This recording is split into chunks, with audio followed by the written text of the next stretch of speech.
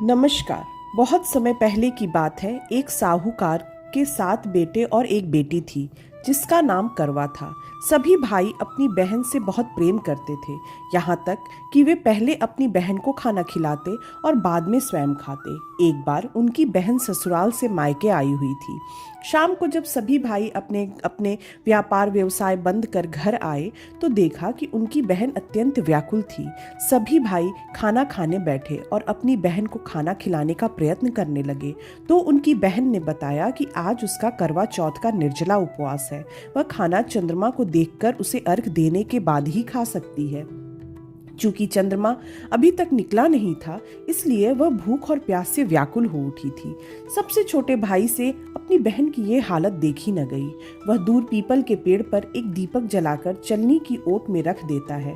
दूर से देखने में वह ऐसा प्रतीत होता था जैसे चतुर्थी का चंद्रमा उदित हो रहा है। इसके बाद उसने अपनी बहन को बताया कि चांद निकल आया है, तुम अर्घ देकर भोजन कर सकती हो। बहन खुशी के मारे सीढ़ियों पर चढ़कर चांद को देखती है, उसे अर्घ देकर खाना खाने बैठ जाती है। वह पहला निवाला मुंह में डालती है तो उसे छींक आ जाती है। दूसरा निवाला डालती है तो उसके खाने में बाल निकल आता है। तीसरा निवाला मुंह में डालने से पहले ही उसके पति की मृत्यु का समाचार उसे मिलता है। वह बौखला जाती है। तब उसकी भाभी उसे सत्य बताती है कि उसके साथ ऐसा क्यों हुआ। सच्चाई जानकर करवा निश्चय करती है कि वह अपने पति का अंतिम संस्कार नहीं होने देगी और अपने सतीत्व से उन्हें पुनः जीवन दान दिलाकर ही रहेगी। वह पूरे 1 वर्ष तक अपने पति के शव के पास बैठी रही, उसकी देखभाल करती रही, उसके ऊपर उगने वाली सुई नुमा घास को वह एकत्रित करती रही।